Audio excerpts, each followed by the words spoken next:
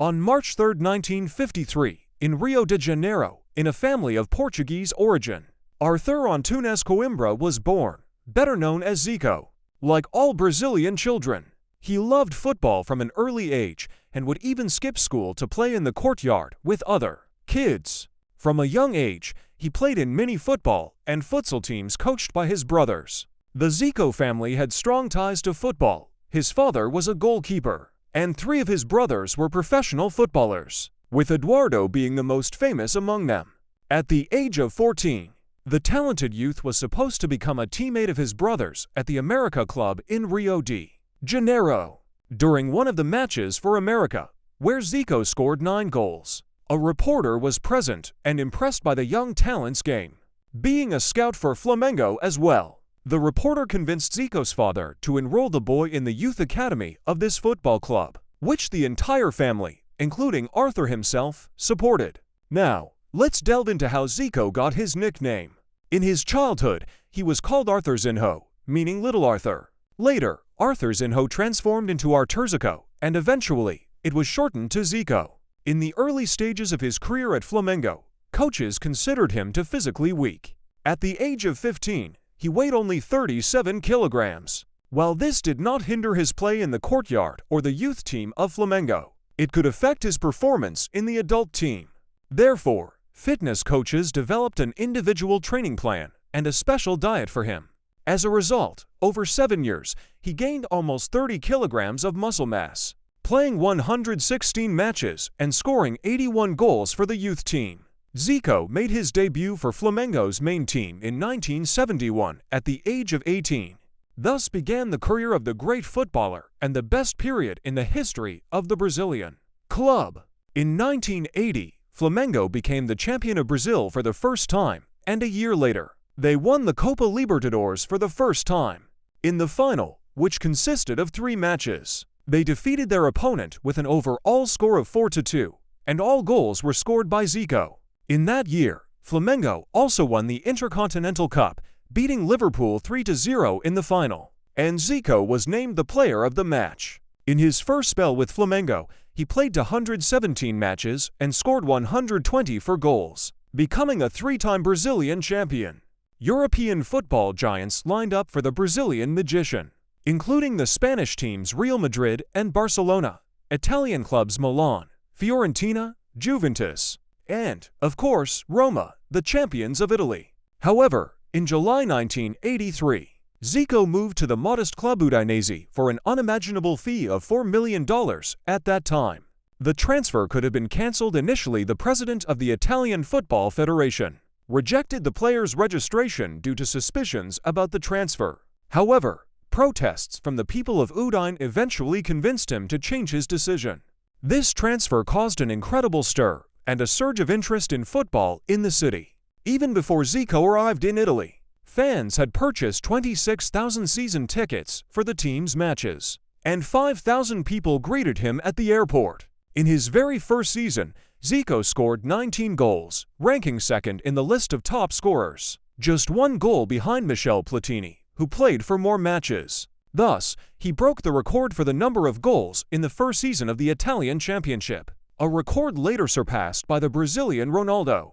The second season turned out to be unsuccessful for Zico. He missed 14 matches due to injuries and disqualifications. The team relied solely on him, and the management did not rush to strengthen the squad.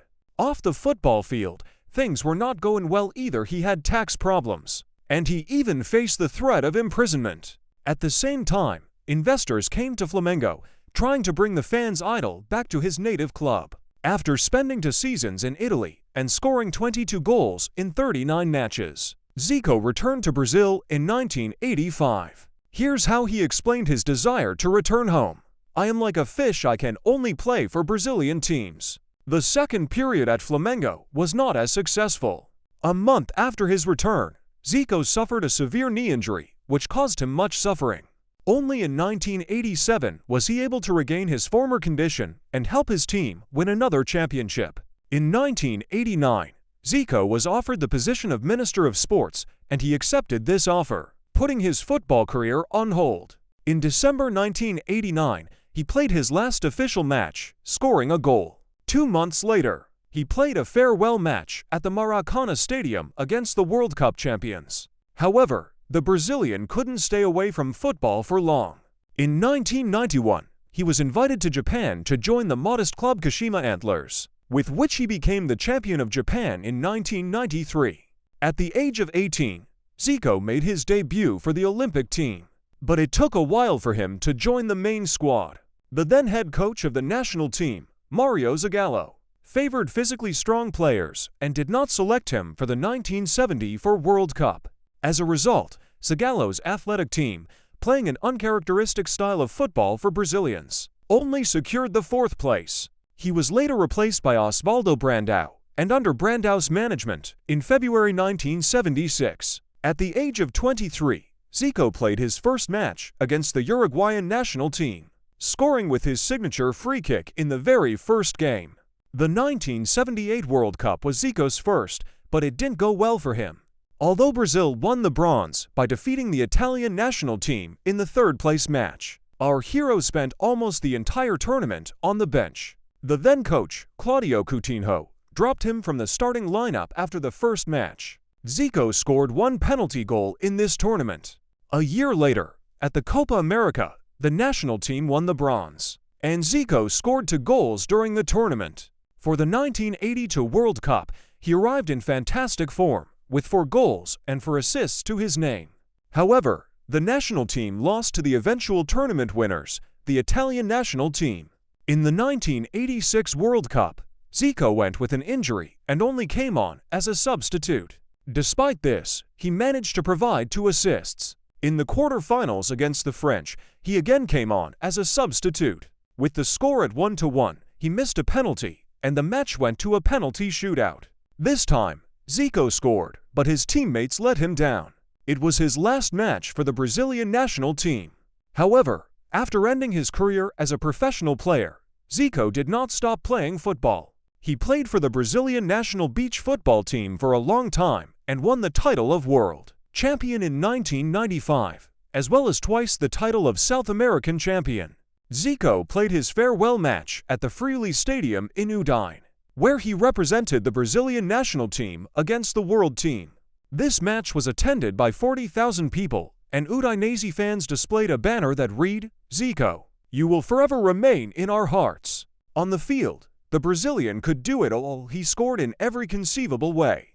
His individual runs through the opponent's defense were marked by speed, agility, and dribbling skills. He could score with long-range shots and, despite his relatively short stature at just 170 centimeters with headers, Zico had excellent field vision, capable of delivering precise passes from any position to any point on the football field. His technique allowed him to receive and control passes from teammates, whether with his head, chest, shoulder, or both feet.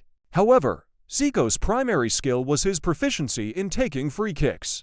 Modern statistics indicate that 80% of free kicks awarded just outside the opponent's penalty area ended up as goals. He was aptly compared to the greatest Brazilian footballer in history, earning him the nickname the White Pelé. But it wasn't just football mastery that connected Zico with Pelé. The position of Minister of Sports that Zico held was later assumed by Pelé several years later. In 1995, he was appointed the technical director of the familiar club, Kashima Antlers. During the 1998 World Cup, he served as an assistant to Mario Zagallo in the Brazilian national team. However, he became a head coach for the first time in 2002 with the Japanese national team. With them, he won the 2004 Asian Cup and led the team to the 2006 World Cup. In 2006, he took charge of the Turkish club Fenerbahçe. In his first year, he won the country's cup and Super Cup. The following year, for the first time in the club's history, he led Fenerbahçe to the Champions League playoffs, eliminating the Spanish team Sevilla. However, they were defeated in the quarterfinals by Chelsea, the future finalist. Turkish fans dubbed him the King Arthur. In his coaching career, Zico also managed Uzbekistan's Bunyodkor, winning the Uzbekistan Cup and Championship, Moscow's CSKA, winning the Russian Cup and Super Cup, as well as Greece's Olympiacos and Iraq's national team. Zico was a favorite among fans of many teams he played for and managed, with 731 matches for Flamengo, He holds the second spot for the most appearances for the club and is the club's all-time leading scorer with 508 goals.